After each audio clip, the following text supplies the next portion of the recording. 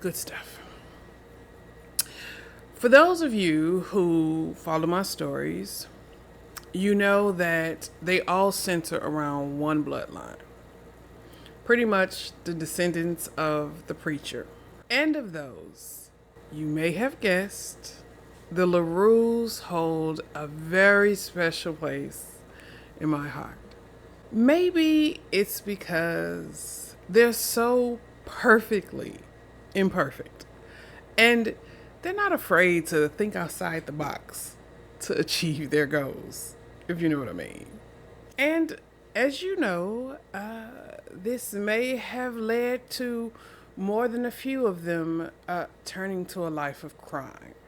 But listen, I didn't say this, okay? Butter told y'all that, as well as Gator. I'm just repeating to you what they told me. This they people, you know what I mean? Now, as you guys know, of the whole LaRue clan, I've only really ever went into detail about, Butter and Gator and them side of them. But have you ever heard of the LaRues of the Sea Islands, right off the shores of South Carolina? No? Why don't you go ahead and grab yourself a cup of tea? Or a glass of wine? I don't judge. I enjoy them both. And then pull yourself up a chair and let me tell you all about those LaRues that settled in amongst the Gullah folk there in the Sea Islands.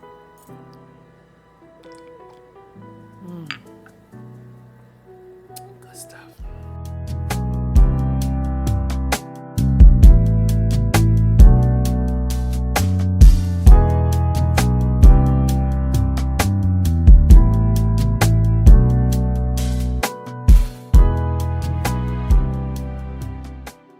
All right, so before we begin, let me see if I can clear this family tree up for you a little bit better so we can see how that branch of LaRue's end up leaving Louisiana to travel and settle in with the Gullah Geechee there in South Carolina. We're going to have to go back a ways to May and Wilbert. You remember them, don't you? That's Gator and Butter's great, I believe, grandparents.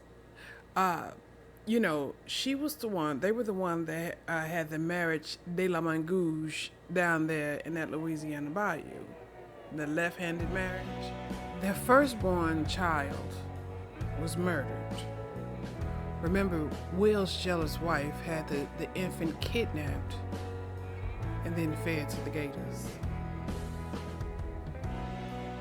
Their next child was also a boy whose name was Ezekiel. And then they had a daughter who was Butter and Gator's great grandmother.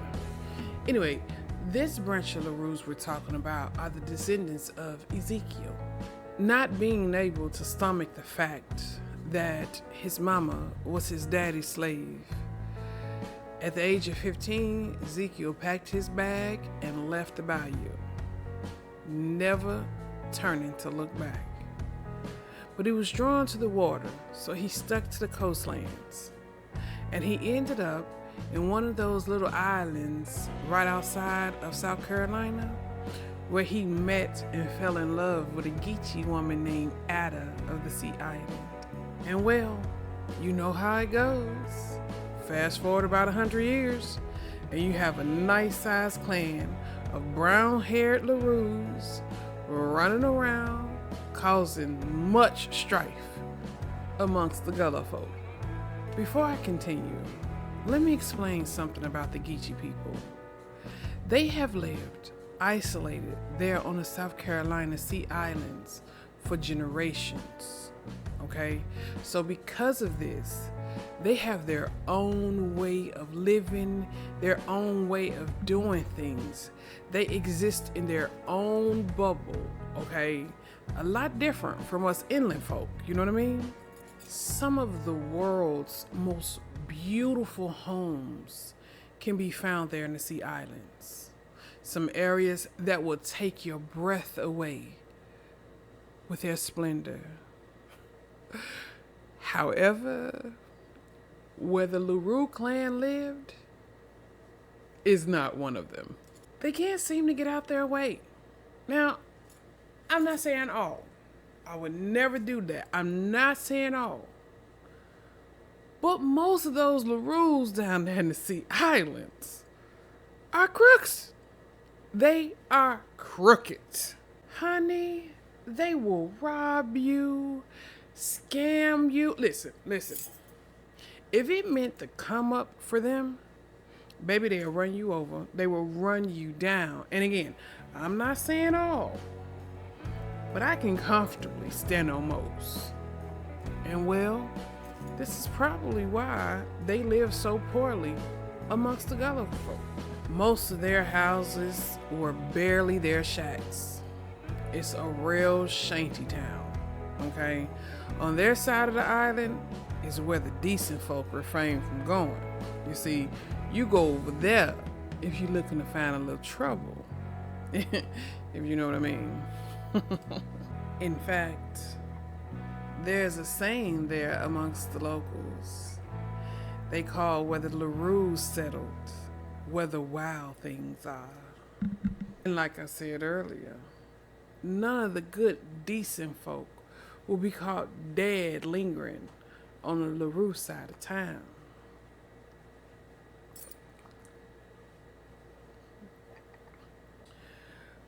But notice I said caught.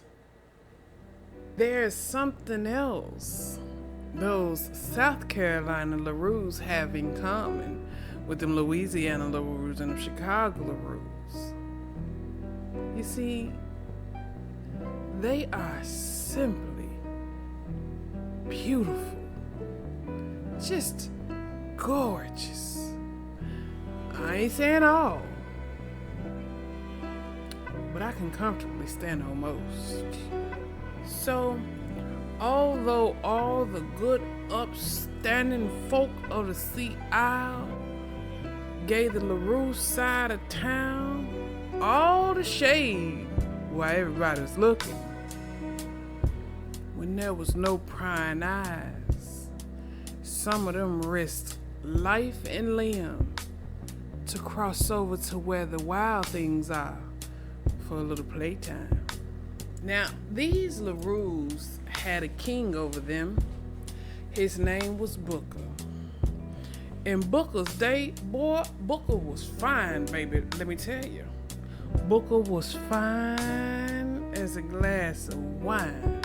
It ain't nowhere Booker didn't go that women didn't drop down and fall out in front of him. Everybody wanted them a piece of Booker. But Booker was crooked, just like the rest. And he was the most crooked, which made him king. And them boys in that marsh followed Booker around. Everybody wanted to be Booker. All the girls wanted to be with him, and all the boys wanted to be him. But like I said, that was in his day. In his latter time, Booker still a king, but also the neighborhood drunk. You see, Booker had 3 children by a woman he loved dearly. Serafina was their oldest. Her mama named her that because while pregnant, she seen a movie about apartheid in South Africa, and one of the characters' name was Serafina. She fell in love with the name. There was Silas, Booker's middle child and only son, and then there was Little Savannah, their youngest. And believe it or not, she won the title of being the wildest of the wild. In fact, everybody there in the marsh called her the wild one, because any given day you could see that child wandering barefoot, sometimes with pants, sometimes without, through the marsh, laughing and playing as if she had no cares in the world. Now, amongst Booker's 3 children, Savannah was the only one that had been born with that LaRue brown hair. So you will see her running through the marsh in her undies, wild brown hair blowing behind her. Boy, that child was as wild as the wind. Their mama had been amongst the good, decent folk of the gullah. She met and fell in love with Booker at a very young age. But for the most part, folks say she held him together. She made him want to be a better man. They say he even for a little while held down a real job. And because he was king, most of the other LaRues followed suit and tried to find them some good, honest work. But Booker's beautiful wife, Ada, died while giving birth to Savannah. And because it was due to neglect on the hospital end, he ended up getting a nice size settlement. However, the pain of losing her was just too much for him. There was no amount of money in the world that could make it better for him. And so he did what most people do, and he turned to the bottle. In no time at all, that little money they had went. Everybody there in the salt marsh knew that the little children on the LaRue side of town came up a little rough and untamed. Like I said earlier, it wasn't nothing to be standing there on your porch having a conversation and see some little brown-haired child running down the street without any breeches on. It's just the way it was there. They were all one big family of LaRues. But Booker's children came up a little wilder than most. Because it's Booker, they always had a meal. You see, their neighbors would take pity on the children who looked like they may haven't eaten that day and throw them a few scraps. And I don't think they was trying to be assholes or anything. It's just that all of them themselves really had was scraps. So they was just sharing what they had. In the same way with like their clothing, the little bit of clothing that they had. You know what I'm saying? Like one of their neighbors would take some hand-me-downs they got for their children and pass a shirt or a pair of pants on to Booker's little ones. But for the most part, everybody knew and agreed Booker's children pretty much raised themselves while trying to keep their drunk father from passing out and drowning in the marsh. Although Seraphina, Booker's oldest, wasn't born with that LaRue brown hair, she was no less stunning. She learned at a very early age the art of seduction, knowing quite well the power her beauty held. The lucky amongst the LaRue girls caught them a rich man, and he'd pull out the marsh. And Seraphina, well, she was one of the prettiest. Everyone knew it was only a matter of time before some millionaire stumbled upon her and had to have her. But you see, she wasn't the type to sit around and wait to be noticed. She strongly believed that if you didn't put her in the work, you didn't get a come up. Many times she used her womanly wiles to get food for her, her siblings, and her father. I'm telling you, for a girl so young, she was quite good at it. Silas, the young prince of the marsh, feeling like he got a point to prove to all those folk who now laugh at his father, his drunk father, left home to move inland, where he manages a trap house in the Myrtle Beach area. It's a dangerous job, but he does it so that he can afford the really nice car that gets him all the attention when he goes back home to the marsh to visit his family.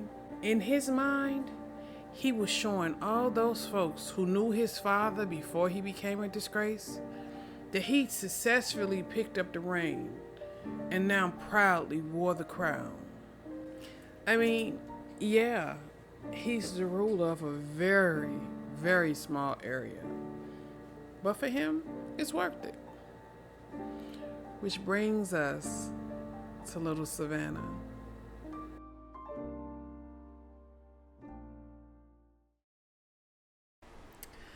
Her father named her that because her mama had a dream while pregnant with her of a little brown haired girl dancing barefoot in the marsh as she looked out across the Atlantic. In her hair, she wore berries the same colors as the wildflowers that grew around her. She said it was like this little girl was the heartbeat of the sea islands. She was so free, freer than she ever seen any other gullah. Ada never got to lay eyes on Savannah. But the Most High in His mercy, He allowed her to see her child in her dream. Every detail she described to Booker came to pass. For truly, there was nobody on the sea isles as free as the wild one. They say if her little silhouette could be seen dancing across the marsh in the setting sun, then that meant the Most High was going to shine His face on the gullah. To the locals, Savannah was the heartbeat of the sea islands. And if you got lucky enough to see her racing barefoot across the sand, those long, brown, wild curls blowing behind her, then you would know what they meant. It was something about her that drew all those sea people in that area to her. And it didn't matter the color. Didn't matter if you was Gullah. Didn't matter if you was LaRue. Hell, didn't even matter if you was white folk. They was all drawn to her. You know what I mean? When they saw her, something about her put a smile on their faces. Now, this didn't mean that she was a perfect child. Far from it. In fact, she was quite mischievous. And she was a thief. Yes, she was. Just ask Mr. Bebe. Now, Mr. Bebe was the local fruit seller. You know, he have his little fruit stands and stuff out there in the market. That child and stole more apples from his cart than a tree can grow. But it didn't matter. Mr. Bebe never tried to move his apple cart closer. He knew she was coming. And when he did his daily inventory, he always left one apple out the count. Would y'all believe it, but it took Booker till that child was 6 years old for him to realize she was a little different from the rest of them, okay? He had been, I tell you when it happened. He had been late one day picking up from Mama Lena's house. Now, Mama Lena is the local teacher, slash babysitter, slash doctor, slash seer. As the oldest living LaRue person, she wore many hats, you know. She was that glue that held that small community together. You know what I'm saying? She still held on to some of the old way. You know what I mean? So anyway, and plus, most of them LaRue chilling under a certain age, they didn't go to nobody's school. You know what I mean? Her house was the closest thing they got to learning about the world, about the Most High, about life, you know. She ain't have nothing but time but to teach them children. It's like the Most High's way of adding balance, you know, by most of their parents being crooks and swindlers and liars and pimps, players, and hustlers. A lot of time the children were forgotten. And Mama Lena, she just did the best she could to make up for that, you know. Anyway, Booker was late, okay? All Mama Lena asked for is for folks that had a chillin' picked up before Wheel of Fortune came out, okay? She liked to watch her Wheel of Fortune without having to answer 100 questions from your little children. And because her house was surrounded on all sides by the marsh, you know, You couldn't get there by foot. You had to take a boat. Most of folk over in that area had boats. Most of folk, boats, they got a boat before they got a car. Because a lot of their houses you can only get to by boat. And so it wasn't even like, once your children stayed past the time, she could just send them on by their way because she was surrounded by the marsh. They had to leave in boat. And she was mad. You hear me? Booker got there late and she was mad. But believe it or not, she wasn't mad because of herself. She wasn't mad that she missed her show. She actually didn't mind having Savannah around. Out of all the little chilling, Savannah saw the world. Savannah was able to absorb the things that she taught. Hell, better than most of the grown folks she knew. So she really didn't mind having Savannah around. It was really somebody to talk to. She was mad because yesterday was that child's birthday.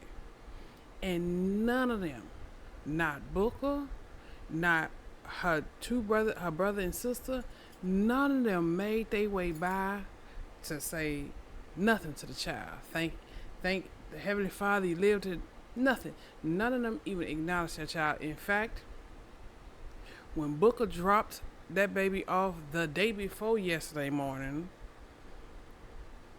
like he does often, he completely forgot about the child. So the child's birthday came and went, and ain't none of her family stopped to acknowledge it. Not a one of them. It ain't right what y'all doing to this here child, she told Booker. As soon as his dilapidated boat came to a stop at a pier. See, she been waiting on him. Mama Lena sometimes know things, and she knew he was on his way for that girl. She knew, it's like she knew the moment he remembered he had a young daughter. So she pulled her old rock out there on the tip of her pier, and she sat and she waited on him. But now Booker wasn't in no mood for no lecture. First of all, yeah, he had been gone for 2 days, damn near. But that morning, he woke up in the hospital. And the crazy part about it, the last thing he remembered before waking up in the hospital was having him a drink at his favorite dive, which was Jimmy's rundown bar and grill. A rat wouldn't even eat in that place, but whatever, Booker loved it. It's the last thing he remembered. Next thing he know, he was waking up in the hospital. Needless to say, he wasn't in the mood for Mama Lena. Not today. Come on, Mama, he told her. I ain't in no shape for your sharp tongue. I ain't feeling too good. I need you to speak to me in kindness. And then he grinned at her. Booker, he got this one-sided grin that he do. And I'm telling you, it don't matter if you're an old woman, young woman, married woman, non-woman, it don't matter. The way he grin at you make you blush a little bit, you know what I mean? It's a naughty grin. It's a grin that said, if you ever let me get a hold of you, woman, I'm gonna change your life. Anyway, Mama Lena, she wasn't immune to it. And she blushed a little bit, even in her, Mama Lena had to be about, in the 80s. She had to be 80 something or another. But when he hit her with that tone and that little one-sided grin, she blushed a little bit. And it just showed you the power of that grin, because let me tell you something. Now, Booker ain't no young chicken no more, and he done lived a pretty hard life, since he was all what they say, all the rage, Then did a lot of drinking, a lot of drugging, a lot of hoeing, you name it. Booker, his teeth ain't all what they used to be. But now they just show you how deadly he was when he was younger, because with all that going on, my man still had the power to make an old woman like Mama Lena blush. You know what I mean? She shook her head. The wild one got that same power you got. The girl can charm anybody. But it's a shame you don't know that, she told him. The grin left his face. You see, with his head pounding and his liver pounding, he really wasn't in the mood for no election. Now, he know he ain't winning nobody's award for Daddy of the Year. But what he don't stand for is folk insinuating that he don't love his kids. He don't like that. But Mama Lena wasn't scared of him. She been around them LaRue men too long, and she knew how to deal with them. She wasn't scared of them. She leaned forward in her chair, and she looked him dead in the eye. And she told him, she say, "It ain't that child fault at a gone book. How long y'all gonna make her pay for that? And you teaching them other two children to do the same thing. That baby been here since Tuesday. Since Tuesday, book.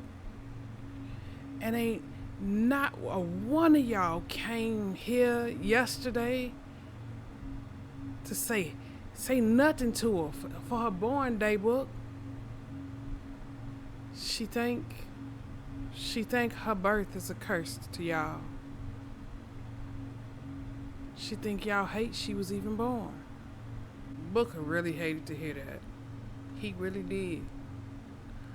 But you see, he ain't never felt no pain like the pain he felt when he lost Ada.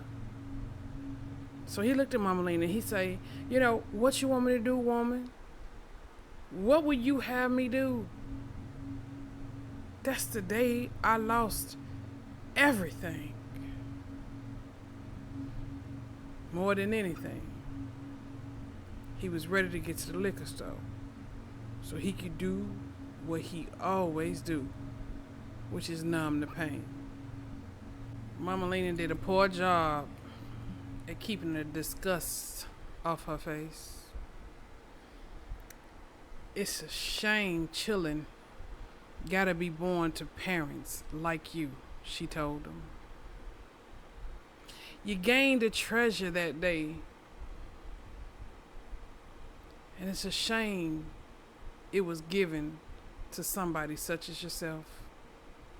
She sat back and she dusted her hands off. She said, "But I know that to be how the Most High work. In order to become the diamond you're meant to be, you gotta have fools in your life to apply pressure." Booker smiled at him, but not his charming smile. It was that one that said, "On that note, I'ma get on out of here." You know what I mean? "Okay, Mama Lena, you're right, of course. I'ma do better." But she didn't find him placating her amusing. You see what I'm saying? And that look of disgust grew until her lips started to twist. You know the one. She told him, "I know I'm right. And you ain't gonna do nothing. You gonna die in your stupidity." And then she switched to speaking the old gullah tongue. "The light to shine in the dark. And the dark ain't never been able to put out the light." He chuckled. "It's funny," Mama Lena said he was going to die in his stupidity. Doctor told him something very similar just this morning. And it's crazy because Booker didn't ask the doctor for his opinion. And he don't really think too highly of doctors' know-how. But the doctor felt the need to tell him about the damage his drinking doing to his organs, his heart and whatnot. And then he told him to stop drinking. Booker almost slapped that doctor. But he didn't. And maybe Mama Lena was right. Maybe he is stupid. Because he had no plans on stop drinking. Not no time soon. It's the only thing that numbed the pain. It's the only thing. Just then, his little brown-haired Spitfire came running down the pier. Now she had a big old basket in her little arms, and on her feet she had her sister's yellow rain boots that was about 3 or 4 sizes too big. Daddy, Daddy, look what Mama Lena made for me. She let me help. She made it for my birthday. Will you look at there? That is a beautiful basket, Apple Cake. Now he called it Apple Cake because apples was her favorite thing in the world to eat, and everybody knew it. Come on now. We need to get on back to the other side of the marsh before it get dark. Tell Mama Lena bye. Mama Lena's gaze landed on Savannah's little pockets that was a little fuller than they was when she got. Look, girl, you better not have my butterscotch in your pocket. Her little eyes got real wide because she was busted. Then without saying another word, no bye, no see tomorrow, she took on off down the pier, jumped in the boat, and tried to untie the unhitch herself. Now, although their house wasn't one of the ones that was surrounded on all sides of the marsh, they stayed at the very tip of the island. So the rest of the island kind of was like in back of them. You know what I'm saying? Their house was like their property, their little piece of land was like the land right there at the tip. Now, if you can get past all the junk in Booker's yard on his little plot of land, they little plot of land look like the junkyard. He don't take care of, y'all pray for Booker. But anyway, if you could get past all that, in the back of their house is the ocean. So they got a little piece of beach front that's actually very peaceful. And later on that day, that's where Booker found himself relaxing. He had just left the liquor store. You know, after his run-in with Mama Lena, that was the first stop. I mean, it's hard on Booker. He do know he got something special in that baby girl, but she his. And he doing the best he can. But anyway, he had enough money to get him his little bottle, his little bottle of rum. And he had enough change to get baby girl a little ice cream cone. They sat there, relaxing back on the shore, enjoying the sunset. And y'all, there was nothing in the world as beautiful as the sun setting across the sea island. It cast a beautiful glow across the whole marshlands, making you feel as if it was wrapping you in its embrace. And it didn't just have that effect on Booker only. After baby girl finished eating her ice cream, she stood and raced toward the ocean, where she danced barefoot on the shoreline, loving the way the new dress Mama Lena made her swirled around her legs. As she went around and around, waving her little arms in the air, she laughed and moved her lips as if she was speaking to somebody. But Booker couldn't hear what she was saying or understand it. "What you doing, baby?" he asked, stunned to see that the way the sun was setting across the sea isles, it was casting her little shadow back across the whole marshlands. And a few of their neighbors had even come out to sit on their porch to watch it. She held her little arms straight up in the air. "I'm thanking God, Daddy. I'm thanking God for that big giant bird he's sending to carry us home."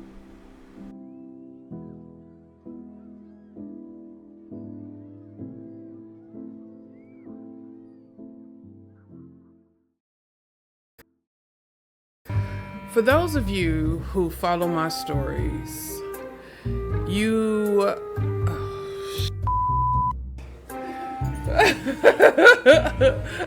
Are we still recording? No?